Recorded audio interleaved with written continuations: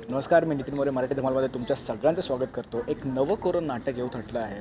नाटकाचं नाव आहे डाएट लग्न. नाटकाचा विषय खरंच खूप गमतीदार असा आहे आणि त्याच नाटकाचे दिग्दर्शक विजय सर माझ्यासोबत. सर कसं आहे तुम्ही? First class. सर लगोलगून गप्पाने सुरुवात करूया. काय आहे नेमकं डाएट लग्न? डाएट हा शब्द आपल्याला माहिती आहे आणि लग्न बहुतेक लोकांना माहितीच असतं. तर त्याच्यामुळे आपण ज्या कारणासाठी डाएट पाळतो बरोबर. तर ते कुठेही पाळावं, तर ते मॅन वुमन रिलेशनशिपमध्येही पाळावं याबद्दलचं नाटक आहे. म्हणजे फक्त आपला आहार वगैरे ह्या गोष्टीमध्ये डाएट हा शब्द नाही तर आपण संसारासाठी सुद्धा वापरतो. सर, याच नाटकामध्ये 2 दमदार कलाकार आहेत. खरंच दोघांनी आता 3 आहेत ॲक्च्युली, पण आता आम्ही एक छोटा प्रयोगसुद्धा बघितला. खरंच खूप सुंदर तो जो डार्क पॅच तुम्ही आम्हाला दाखवला खरंच खूप सुंदर आहे. काय सांगाल ते दोघांबद्दल आणि या नाटकाचा विषय जेव्हा तुमच्यापर्यंत आला, काय डोक्यामध्ये कल्पना होती, कशी होती?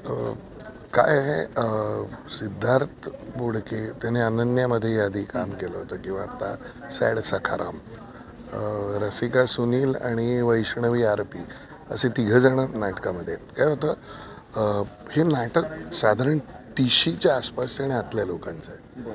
त्यामुळे मला एकतर वयोगट तोच पाहिजे होता.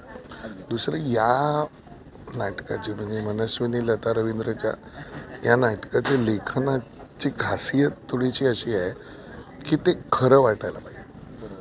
त्यामुळे असे लोक मला हवे होते की ज्यांची एकंदर एकमेकांची केमिस्ट्री उत्तम असेल.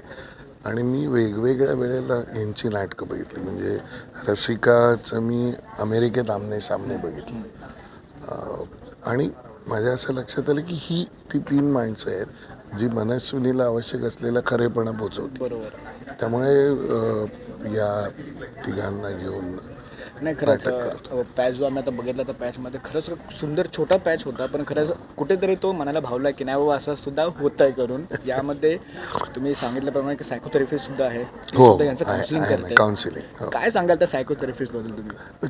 ते काय होतं, सायकोथेरपिस्ट म्हणजे आपल्याकडे आपण असं कोणाकडे काउन्सिलिंगला जाणं म्हणजे हे वेडे आहेत का, यांचे खूप मोठे प्रॉब्लेम आहेत का, असं नसतं. कधी कधी मला असं वाटतं की स्वतःला तपासून बघायची गरज असते आणि त्याच्यासाठी साऊंडिंग बोर्ड म्हणून कुठलाही थेरपिस्ट असतो.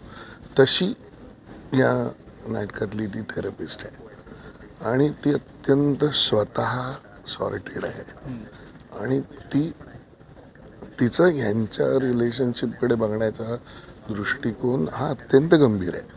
तो बिलकुल विनोदी नाही.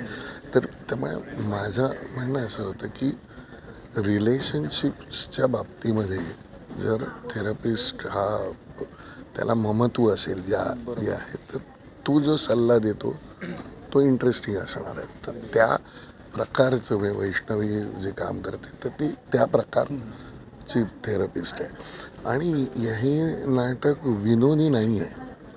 त्याची ते डाएट लग्नवरून वाटू शकतं, परंतु ते लाईट आहे, पण ते रोजच्या समस्यांबद्दल आहे. या सगळ्या समस्या आपण स्त्री पुरुष संबंधांमध्ये बघतच असतो. नाही, खरंच आपण प्रमोशनाच्या निमित्त आपण यापुढे सुद्धा खरंच गप्पा मारू. जाता प्रेक्षकांना काय सांगाल की आपल्या नाटकाचा पहिला शुभारंभ कधी होतोय आणि त्यांना काय या नाटकामधून वेगळं असं बघायला मिळेल? 9 जून दुपार 3:30 शिवाजी मंदिर. त्याचा पहिला प्रयोग. चंद्रलेखा हा फाउंडेशन म्हणजे तुषार सूर्यवंशी या नाटकाचे निर्माते आहेत आणि मनस्विनी लता रवींद्र. मला असं वाटतं की जर आज संपूर्ण भारतातलं नाटक बघितलं तर महाराष्ट्रामध्ये जितके स्त्री लेखक आहेत तितके इतर कुठल्या राज्यात आहेत असं मला वाटत नाही. आणि मनस्विनी लता रवींद्र त्या दृष्टीने महत्त्वाचे नाटक करायचं. त्यामुळे तुम्हाला नाटककार या रिलेशनशिपकडे कसा बघतो आणि त्यातसुद्धा स्त्री याची गंमत तुम्हाला कळेल. त्याच्यातली खोली तुमच्या लक्षात येईल. हे तिने वरवर लिहिलेलं नाटक नाही, तर आताची जी जनरेशन आहे ती कधी कधी एकत्र यायची पण घाई करते किंवा विभक्त होण्याची पण घाई करते. तर त्याबद्दल मनस्विनीला काय वाटतं हे या काही ठिकाणी या नाटकात अधोरेखित होतं. मला वाटतं त्या दृष्टीने हे नाटक महत्त्वाचं आहे.